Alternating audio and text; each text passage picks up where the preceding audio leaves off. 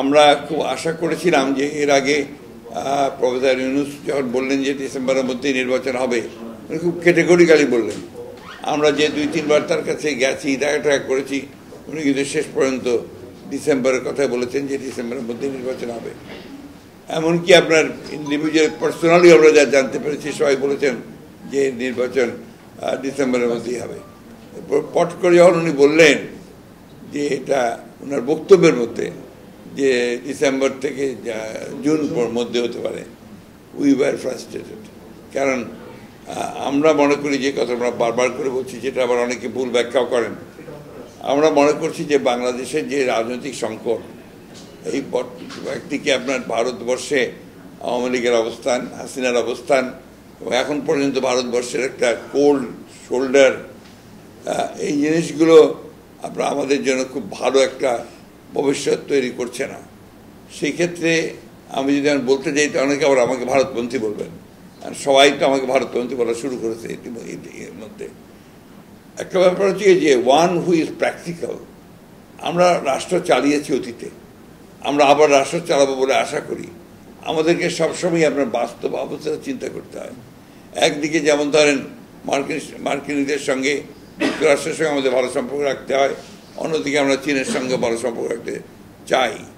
আমাদেরকে যেমন যুক্তরাষ্ট্রের সঙ্গে ভালো সম্পর্ক রাখতে, যুক্তরাজ্যের সঙ্গে রাখতে হয়, ঠিক একইভাবে আপনার আবার অন্যান্য ইউরোপিয়ান ইউনিয়নের সঙ্গেও আমাদেরকে ভালো সম্পর্ক রাখা উচিত বলে আমরা মনে করি। এটা বাংলাদেশের এটা যে জিওপলিটিক্যাল যে অবস্থান, রাজনৈতিক যে অবস্থান, অর্থনৈতিক যে অবস্থান, সব মিলিয়ে এটা ডিমান্ড করে যে Bangladesh should be friends to all.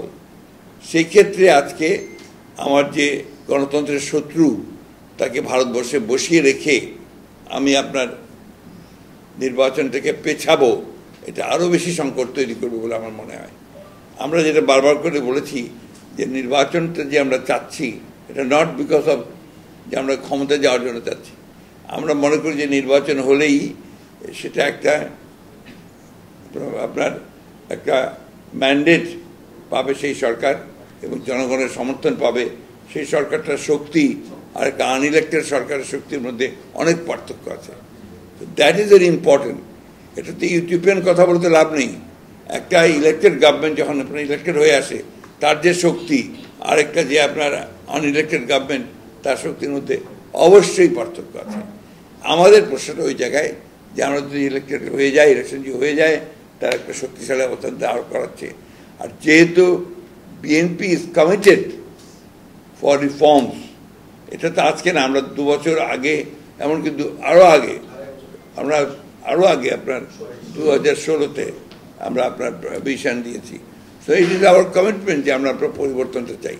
তখন তো আপনার এই প্রশ্নগুলো আসেনি। আমরা 2016-তে যে ভিশন দিয়েছিলাম, তখন কিন্তু আমরা অন্যান্য ছেলেপেলেদের সমস্যাগুলো ছিল না। কিন্তু এখন তো, তখন আমরা বলেছি যে আমাদের মনে হয়েছে যেটা কাঠামোগত পরিবর্তন করা দরকার। ঠিক একইভাবে আপনার আমরা 22 সালেও কাঠামোগত পরিবর্তনের জন্য এককভাবে নই, আমরা অন্যান্য রাজনৈতিক দলগুলোর সঙ্গে, প্রায় 42টা রাজনৈতিক দলের সঙ্গে কথা বলে আমরা কিন্তু আপনার ওই জায়গায় এসেছি, 31 দফার জায়গায় এসেছি। আপনারা জানেন যে এর জন্য কত মূল্য আমাদেরকে পে করতে হয়েছে। আমরা 10ই ডিসেম্বর আপনার জনসভা ঠিক করলাম আপনার ইসের সামনে, পার্টি অফিসের সামনে। সেখানে আমাদের দিল না, সেখানে মারলো, সেখানে আমাদের লোক শহীদ হলো, গুলি করে হত্যা হলো। শেষে গোলাপবাগে পাঠিয়ে দিল আমাদেরকে। সেইখানে 10 দফা আমরা দিয়েছি। অর্থাৎ we have paid lot of price for রিফর্মসের আনতে শুধু। এই জিনিসগুলো কিন্তু আপনার ভুল ব্যাখ্যা করা হচ্ছে বিভিন্নভাবে, এবং এই ব্যাখ্যাগুলো করার পেছনে কারণ হচ্ছে একটাই, যে বিএনপি এখন সবচেয়ে জনপ্রিয় রাজনৈতিক দল। সুতরাং বিএনপি জনপ্রিয়তাকে যদি কমিয়ে ফেলা যায়, তাহলে যারা আপনার একদিকে বিএনপির বিরুদ্ধে অথবা দেশের বিরুদ্ধে অথবা গণতন্ত্রের বিরুদ্ধে, তারা ফায়দা লুটতে সহজ হয় তাদের পক্ষে।